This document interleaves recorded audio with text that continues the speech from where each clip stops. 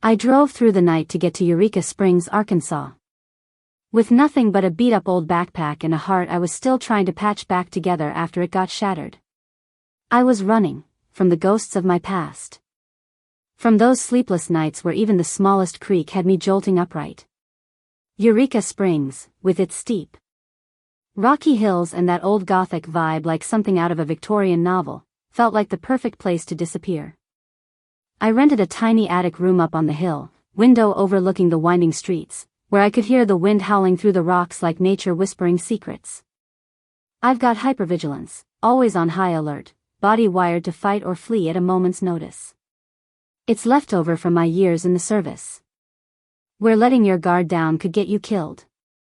So anywhere I go, I pick the seat with my back to the wall, eyes scanning every door and exit. It's not paranoia, it's survival.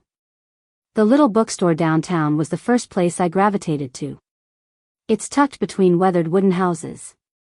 Faded sign reading, Riley's Haven. I pushed the door open, the bell jingling soft like a quiet hello. Inside it's warm. Thick with the smell of old paper and book dust, the scent I love because it takes me back to hiding out in libraries as a kid, escaping the world. I wandered the shelves, lingering in the psychology section. Books on trauma, on how the brain processes fear, they pulled at me. But I was scared they'd dig up memories I was trying to bury. That's when I noticed her, Riley, the woman who runs the place. She wasn't the pushy type, jumping to upsell you the second you walk in. No, Riley had the quiet presence of someone who spent her life reading people through the worn spines on her shelves. Tall, short-cropped butch hair, sleeves rolled up on a flannel shirt, scuffed leather boots, like a modern take on those tough, no-nonsense country women you meet in small towns. She didn't come right over. Instead, from behind the counter she lit a pine-scented candle, the fragrance drifting slow and easy, cutting through the tension in the air. Then she put on some soft instrumental music, volume barely there, like the hush of trees in the wind. It wasn't sales tactics. It was her way of creating a safe atmosphere, like she knew some folks, like me, need space to breathe before they can talk. I felt it. And for the first time in months, I didn't feel watched. When I finally looked up, she gave me a small, genuine smile. "Find anything good yet?" she asked. Voice low and steady with that gentle southern drawl. That was the start, a conversation built on patience and quiet understanding. I didn't know it then. But Eureka Springs wasn't just where I was hiding, it was where I'd start finding myself again, through dusty pages and through Riley. I started coming in every day. Like a ritual to calm myself down. Not because I read that fast, but because the shop was one of the few safe zones I'd found here. I always claimed the same worn sofa corner by the window, back to the wall, full view of the room. Riley never asked, "How's your day?" or "What are you looking for?" She'd just nod when I walked in and go about her work, shelving books, dusting, or reading some thick novel behind the counter. I never bought anything new. Not because I didn't want to, but because my wallet was still haunted by my ex. She used to control every penny, every receipt, every reason I dared spend money. "What do you need that for?" Her voice still echoed whenever I glanced at a hardcover price. So I'd just browse, read a few pages on the sly, then put them back like I'd never touched them. Riley picked up on it faster than I expected. One drizzly afternoon, there was a little wicker basket on the counter with a handwritten sign, "Spine-damaged books, pay what you can." Inside were books that didn't look damaged at all, practically new. Shiny covers, maybe a deliberate crease or two. I flipped through, all healing stuff, books about forgiving yourself, leaving toxic relationships, rebuilding from ashes. I knew it wasn't random. I grabbed one and devoured it in my usual corner.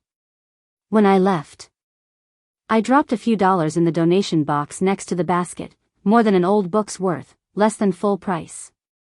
I didn't say anything. Neither did she. A few days later I returned it. I'd finished, but wasn't ready to own it forever. Tucked in the last page was a tiny slip torn from my old notebook. "Thanks for not asking." Next time I came back and quietly took another from the basket. There was a bookmark already in the first chapter. Simple craft paper with a pressed sprig of lavender, faint scent still there. Underneath. Riley's strong handwriting, every book needs time to turn the page. So do you.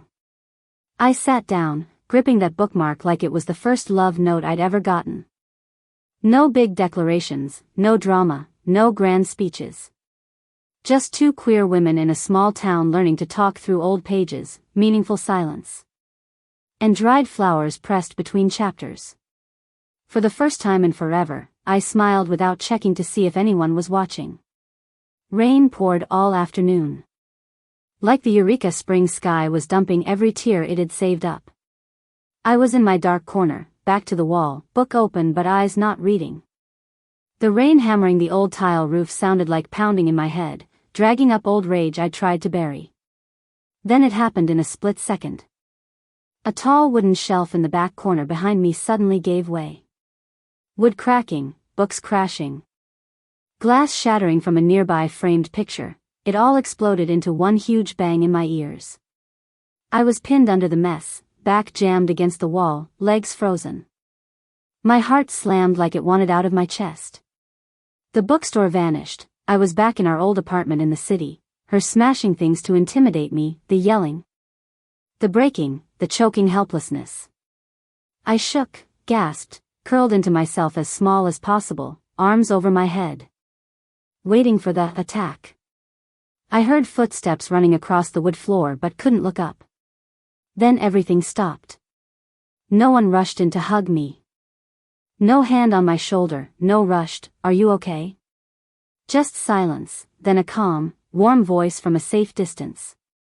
Riley stood about 6 feet away, close enough to hear clearly, far enough not to crowd me. She held the Velveteen Rabbit, that classic kid's book I'd seen on the top shelf, and started reading aloud. "What is real?" asked the rabbit one day. "Does it mean having things that buzz inside you and a stick-out handle?" Her voice was steady, slow, like a warm current cutting through the storm in my head. She read on about how the stuffed rabbit becomes real, not from being new or pretty, but from being loved, hugged until the fur wears off, scarred and unique. "Real isn't how you are made," said the skin horse. "It's a thing that happens to you. It doesn't happen all at once. You become. It takes a long time. Generally, by the time you are real, most of your hair has been loved off, and your eyes drop out and you get loose in the joints and very shabby. But these things don't matter at all, because once you are real you can't be ugly, except to people who don't understand." I don't know how long it took, minutes. Maybe an eternity. But Riley's voice pulled me back little by little. The rain was still falling, but it wasn't breaking things anymore. My breathing slowed. My hands dropped from my head. When I looked up, she was still there, book open, eyes patient. She didn't step closer. She waited. And for the first time in years, I made the move. I took one small step forward, hands shaking as I reached out, not grabbing her hand. Not hugging, just lightly clutching the hem of her flannel shirt, fingers gripping the soft fabric like if I let go I'd fall. It wasn't direct touch. Just the shirt. But in that moment I felt the full weight of the connection, like electricity running through the cloth from my fingers to her heart and back. Riley didn't move. Just glanced down at my hand, then smiled, soft, not triumphant, not pitying. Just quiet acknowledgement, "I see you. I'm here. And I won't cross the line unless you say so." The rain kept coming down outside, but in that old bookstore, surrounded by fallen books and faint pine scent, I just stepped over a boundary I'd built to protect myself. And this time, I was the one who opened the door.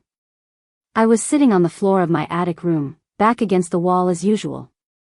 Trying to read one of Riley's loaned books to lull myself to sleep early. My phone buzzed, an innocent email notification, I thought.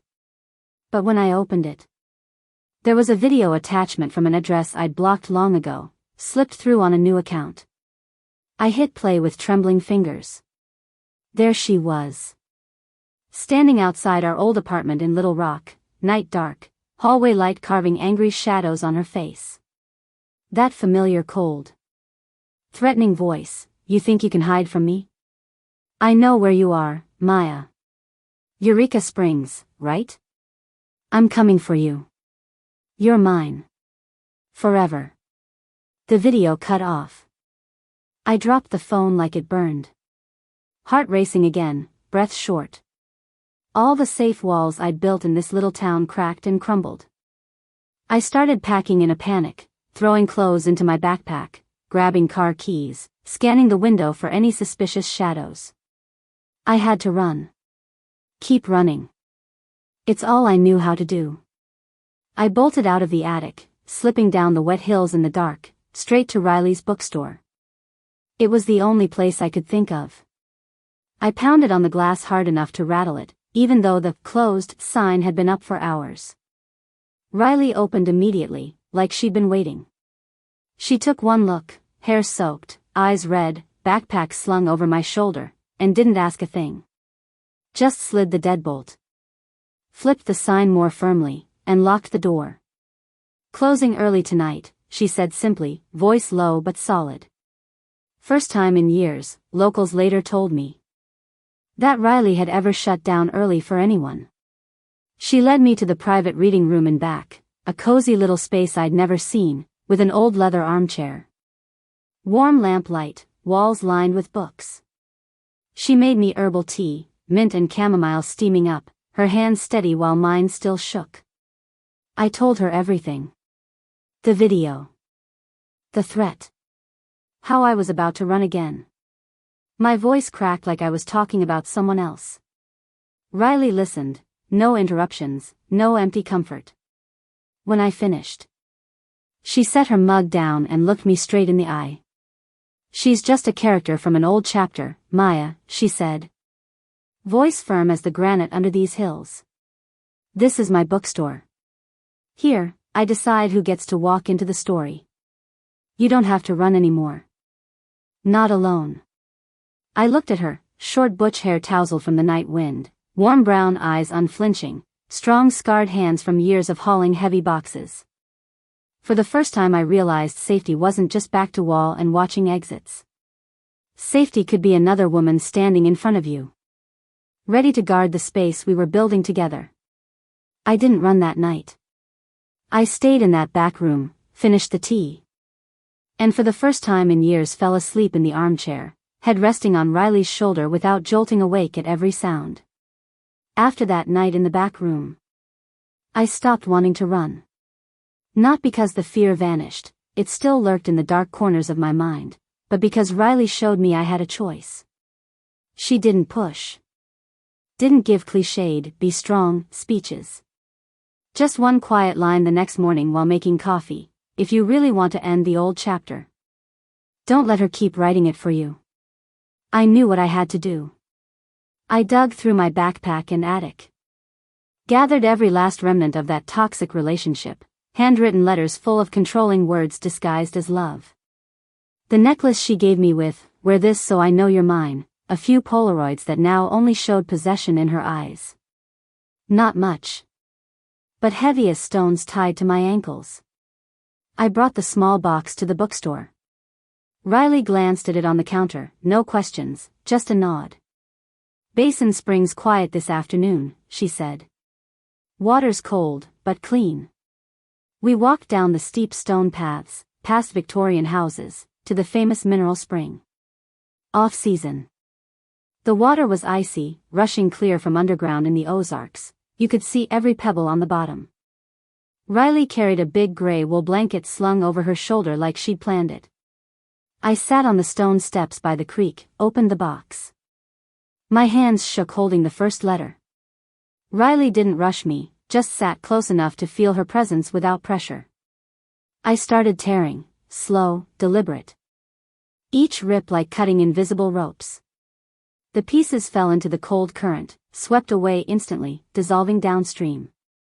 Letters, photos, necklace. I snapped the chain. Dropped each charm like releasing a curse. No crying, no screaming. Just the sound of water and soft tearing.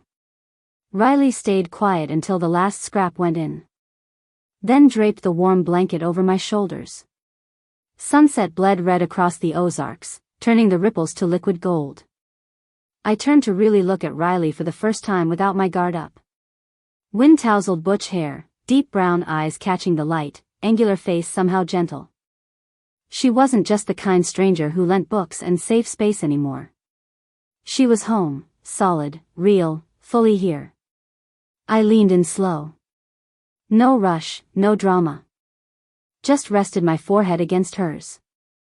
Skin to skin, breath mingling in the cold mountain air. I felt her steady heartbeat, faint pine on her jacket. Warmth spreading from that small point of contact through my whole body. No kiss. No clinging embrace. No need for sex to prove anything. Just deep, pure connection, like two queer women finally finding each other in the chaos, one letting go of the past, the other patiently waiting without demands. The spring kept flowing, carrying away the last scraps of the old chapter. I closed my eyes, forehead to forehead with Riley, and for the first time felt truly clean. A year slipped by like a thick novel I never wanted to rush. Eureka Springs stayed the same, twisting stone hills, pastel Victorians, Riley's haven still the heart of it all. Only now I wasn't a visitor. I designed the book covers for the shop. My sketches, soft lines. Colors pulled from the Ozarks and those creekside sunsets, wrap around every title on the shelves. Riley says they make the books feel alive, but I know she's just sweet-talking me. I don't sit back to wall anymore. My favorite spot is the old wooden chair by the big front window, morning sun slanting in, lighting the little desk Riley cleared just for me. Laptop open. Coffee in hand, and for the first time ever I don't need to watch the door. I just look out at green trees, strolling tourists. And sometimes Riley shelving books at the counter, glancing over with that small smile only I get. Our love unfolded slow and patient.